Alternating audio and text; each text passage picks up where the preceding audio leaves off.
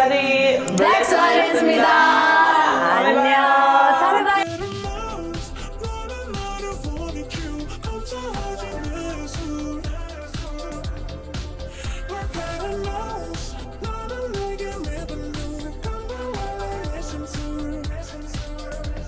Hello guys.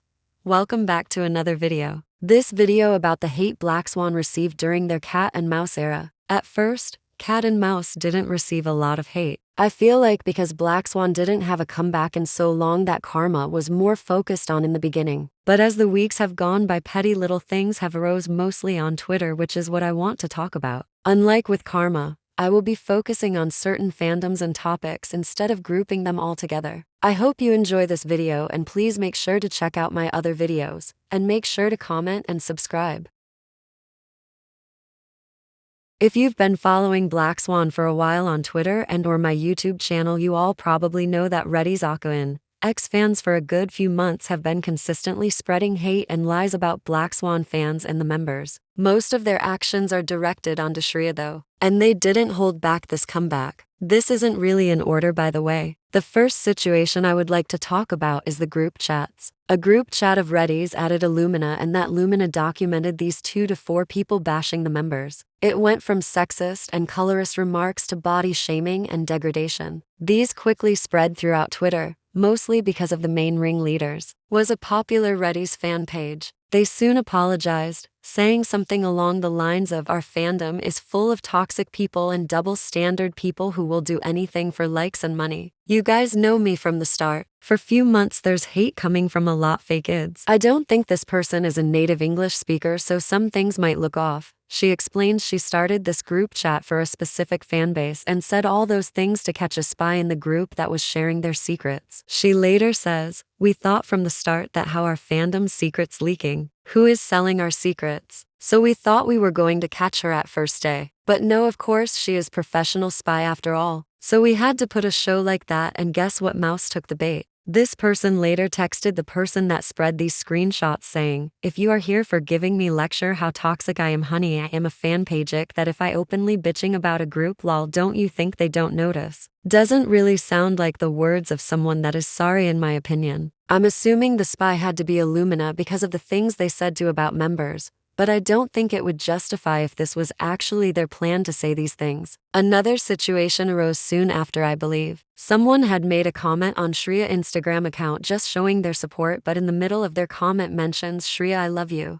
So much, even there comes a new and second pop idol Arya, but you fell something special and you only gives us the vibes of Indian Idol." Shreya responded with thank yous and promising a comeback. She never mentioned Arya or anything about being an Indian Idol. Arya Brazilian fans though saw this as a threat, posting this on Twitter, saying, "If Shreya is one of those people who send shades, I'll be very pissed." The comment later got deleted, but whether it was just a coincidence, these same people hating are the same people have been seen hating on Gabi. This Twitter post actually got a lot of traction, and a bunch of racist Brazilians were showing their ass in that girl's comment sections, trying to make Shreya seem like the bad guy when in fact she never addressed Arya. I won't go too much into the screenshots, but I find it funny. Y'all get mad at the littlest thing and every week bring up Blackswan being flops or Shreya being a bully, while also saying that Blackswan fans always start things. There has been so many screenshots of Reddies threatening not only Blackswan but also their fans, but when you ask for proof of an alleged hate comments that are the same level of hate Blackswan gets from Reddies, suddenly everything is as quiet as Louisiana during Beyonce's mute challenge and wants to act slow. It's just really ironic. Which really brings me to my next point. I'm going to divide this up into 3 categories. The first one being Blackswan are flops. I've already touched on this multiple times, but it's just funny how y'all repeatedly say Blackswan are flops but are always in Blackswan related comment sections just spreading one-sided racist opinions. Y'all even go out your way to make posts about Blackswan, and when people start calling you out on it, suddenly you want to act unsurprised. The only reason y'all bring up Blackswan on your small Twitter pages is because y'all are just so down bad and depressed you need to start something. There was a Twitter user that posted this one day, and we all know who they was talking about. The only active black women in K-pop are Navi and Fatou, unless one of the light-skinned girls from JYP American group passed the auditions. People always use the excuse that they just don't want them to face discrimination, but black women, mostly black women that look like Fatou, will face discrimination anywhere no matter where they go, even in all black communities in Africa. That's just how the world works. You are trying to imply your bigotry-coded racist behavior because you feel threatened of the sight of a black woman achieving things your Koreaboo ass can only fantasize in your little subreddit and Wattpad communities. It's just sad. People also want to act dumb whenever people uplift Blackswan and just point out their impact on global groups, which I will be going over briefly. But again, their logic really isn't much different from the people that run their mouths about Blackswan. It's just funny knowing that the idols that you barely know anything about because JYP and Hybe cares more about the fake diversity trope than a real Survivor show is what's backing you up into believing you are more superior over Blackswan fanbase. As a light-skinned woman who's reaching their winter shade sooner than expected, I just find it ironic that the side you choose to stay on didn't include any dark-skinned women but rather different shades of tan and white alongside the westernized and Korean beauty standards all those idols have. But I digress. The third point I want to talk about is one comment I saw on Twitter, I think from Reddit. You can read it for yourself, but I'm really just going to be going over the points they listed. The first one is stupid. I could explain all day why you don't need Koreans for a K-pop group, but it's like explaining the difference between a lap dog sitting in your lap compared to a grown-ass elephant. Yes, it should be common knowledge why you shouldn't let a grown-ass elephant sit on your lap, but there is always that group of people that won't fight with you over something so simple. The second point is, Fatou needs a new rap style. I don't really care. You aren't Fatou nor are you her mother. If she likes the rap style she is currently in, that's all that matters. I could say the same for your wannabe ghetto idols, but then I would be in the wrong whoop. The third point is that Shreya needs to relax while dancing. I don't know much about dancing, but imagining their person as a K-pop stan, I can't help but laugh because it's just a known joke on TikTok and Twitter how hard Korean idols dance. Not hard as in good, but physically hard. The fourth is Navi is a Koreaboo. Like I said in a previous tweet, whenever a black woman acts cute or dresses up in a cute way, they want to tell her that she's being a Koreaboo. People say she changes her way of talking, dumbing down her English, but I really don't see this.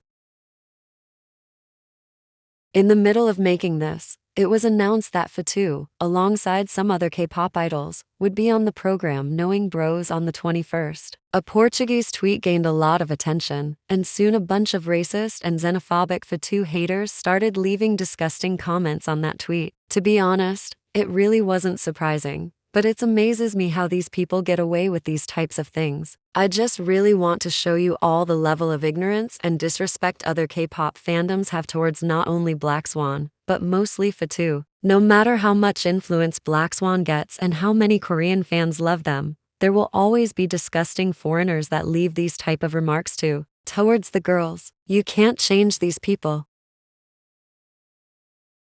The thing I want to talk about is basically just an overview of the beef between global K-pop group fandoms against Blackswan. I think what started this argument on Twitter was the fact that Blackswan fans were acknowledging and celebrating the impact Blackswan had. And they didn't like being compared to Blackswan, so they started to attack Blackswan and their fans. There really isn't much to say other than that. I mean, the screenshots speak for themselves, but I just wanted to point out some of the things being said. I love it when people bring up Blackswan as being obsessive, like they didn't bring up Blackswan first Lamau. But I've talked about the global group fandoms in these videos, so if you are more interested in a detailed conversation, I recommend that. Next thing I want to talk about is Fatou's hate. What basically happened was that someone reposted a snippet from her live of her vibing with a song, and the tweet said something about her dancing to it. She really wasn't dancing. I'm pretty sure she was sitting down moving her hands and just again vibing like I said she was, but Fatou's fans took this and started barking racist comments and just started endlessly degrading Fatou. Like, these comments were so extra and weird to the point where it was giving very much obsessed. People continually called her ugly and not a good dancer, which is also important to note is that most of this hate was from Brazilian fans. I don't know whether Blackswan, because of the Leah situation, has hurt every Brazilian K-pop fan's feelings or what, but for the last couple of months it's all been Brazilians trying to drag Blackswan. The hate comments literally keep on going for, like, another 3 minutes. But I don't want to make this longer than it needs to be. That is all I had to talk about though. It's really disappointing to see that people are so ignorant, but it really isn't surprising. Fatou really has gotten a lot of hate for being announced on Knowing Bros, so it's really important we give a lot support to the girls at this time. I hope you enjoyed this video. Please like, subscribe and comment for more videos.